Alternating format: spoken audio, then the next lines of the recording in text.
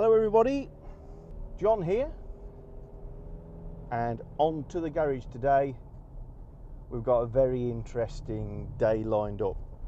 So it's the day I change the tyres.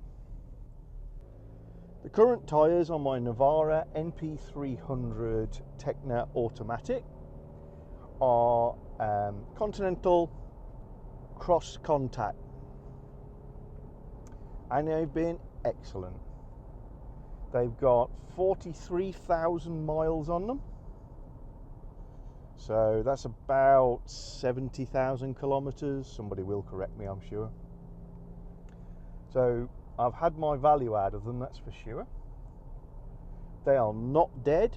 I could definitely carry on and do possibly another 10,000 miles if I really wanted to. They've not reached a legal limit anywhere across their width, but they are down to about 4 mil generally across the piece, a little bit lower in a few spots. And I did have a slow puncture on one of them this week. But combine all that with the fact that we're going through the bad weather at the moment.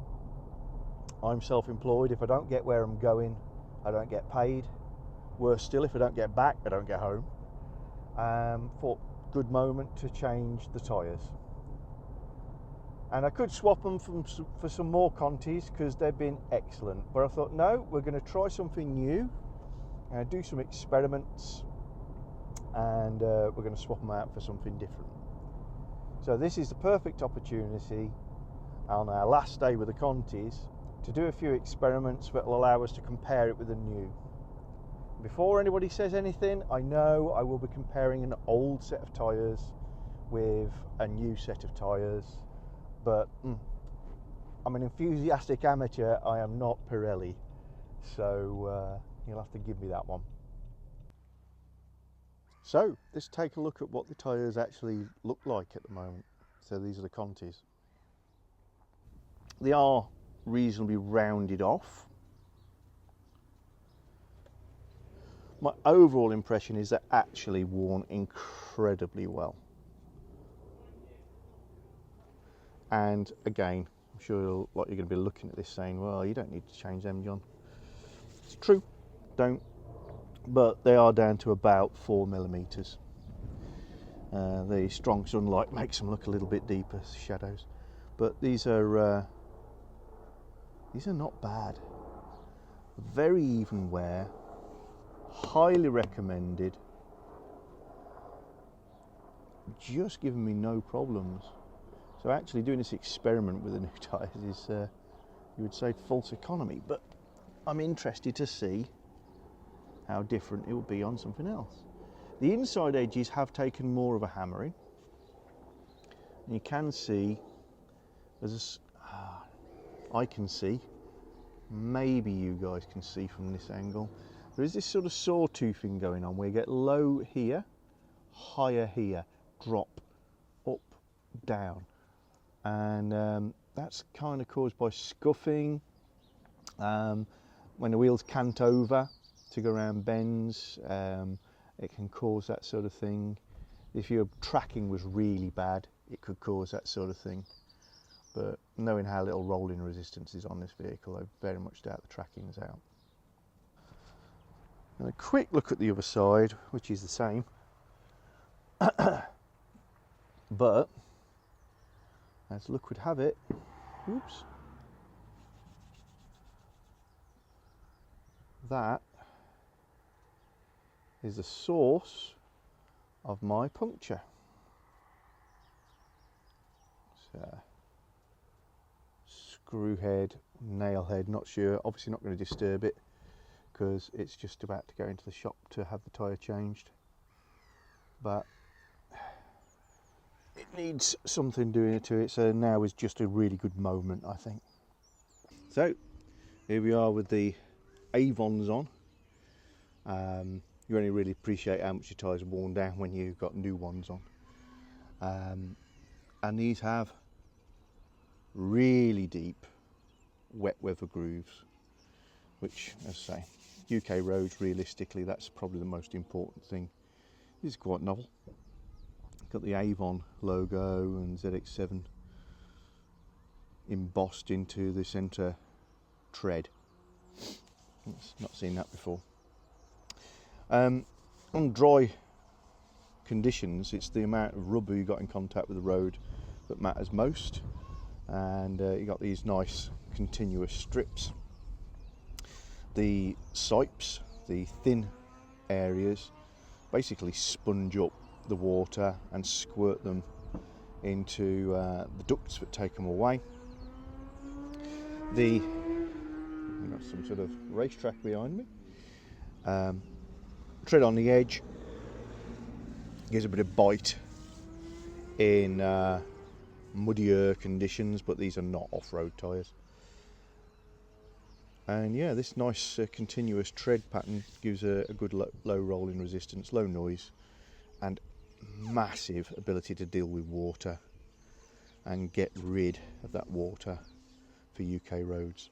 I've measured these, and these give about 10mm tread depth when new, as opposed to 9mm on the Contis, because I've got the spare, which is obviously brand new.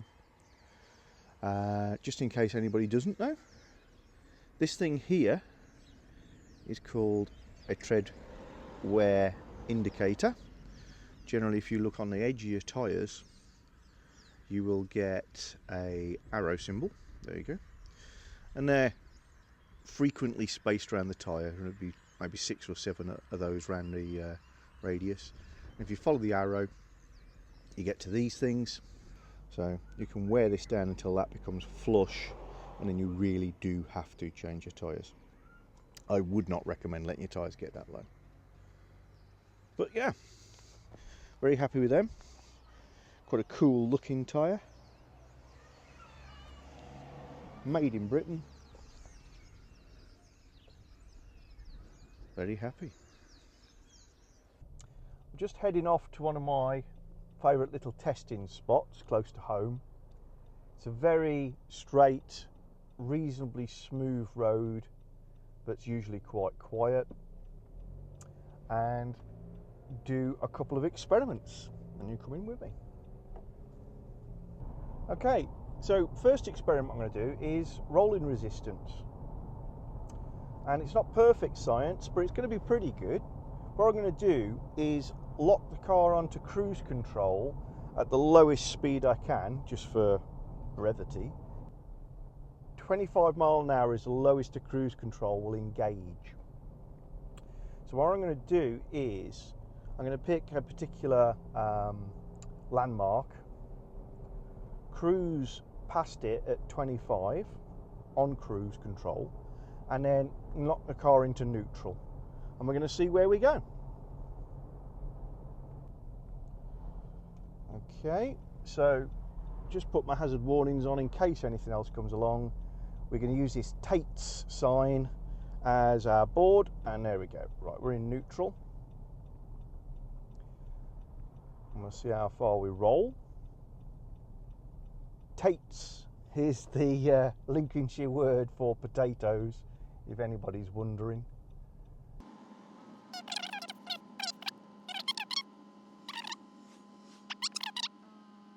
Very smooth road. It's completely flat round here. I could get some spirit levels out, but just look up Lincolnshire, you'll know what I'm on about. And we've stopped. So what I'm going to do now is just jump out the car and pace out the distance, either from or to the poles in front and behind us.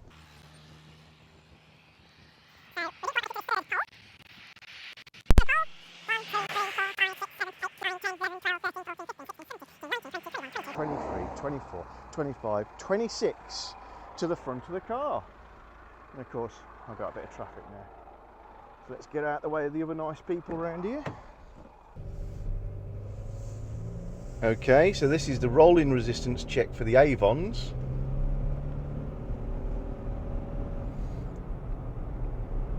Same piece of road, same time of day.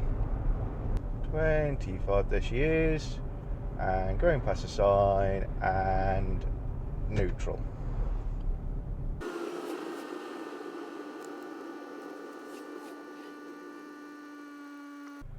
And there we are.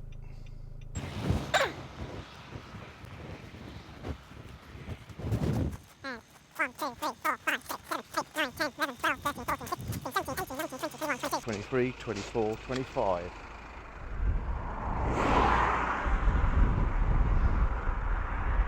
So actually a little short of that gap, but I think given the quality of my experiment, we can assume that that's actually a dead heat. Experiment number 2 is going to be about sound levels, and I'm going to use another sort of landmark to do this experiment from and to. There's a car on a pole. It's pretty unique. So there it is. It's an old Ford Scorpio / Granada Taunus, I think, if you're in the rest of Europe. So what I'm going to do is run this route again, but I'm going to have to turn the camera off because it is my phone, and I've got an app on there to record sound levels. So I'm going to get that going in a moment. We're actually using a lavalier mic, wireless lavalier mic, pinned to me, which is going to be as close to what the driver hears as I can set up for this experiment.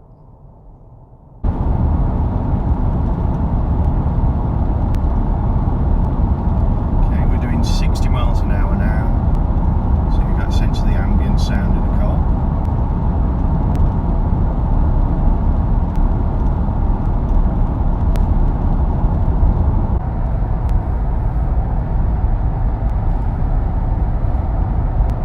And we seem to have 69 to 70.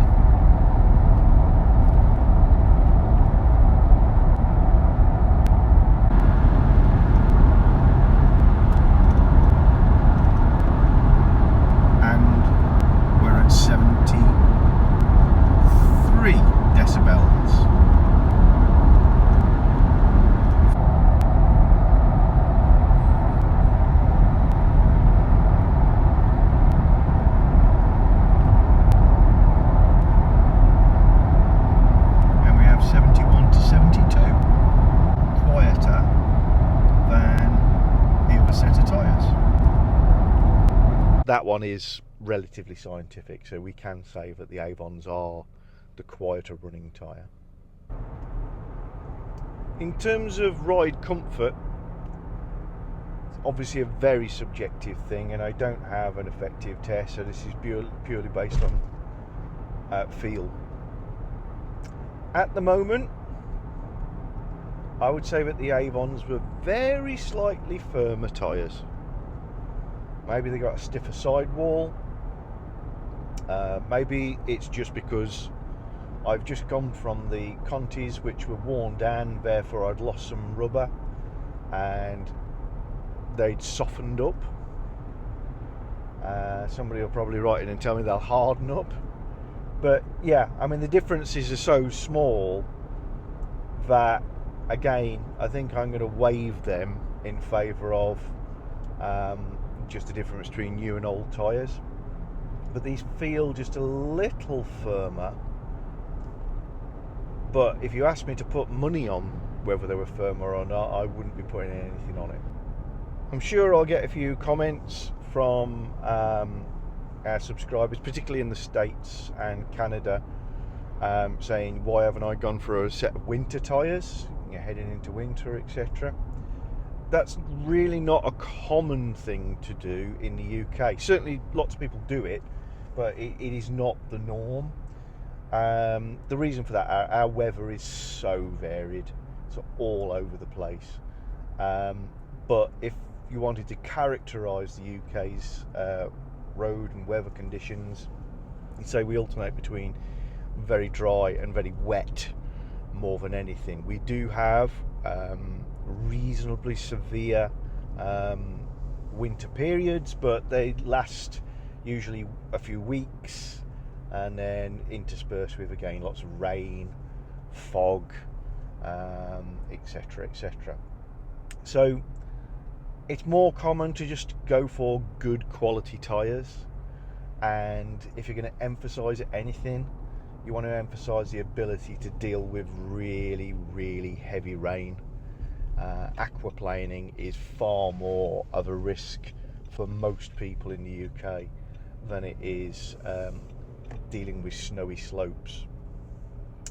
So as I got no intention of having two sets of tyres for this car, I would much rather have the tyres with the most massive ability to deal with driving rain on a motorway.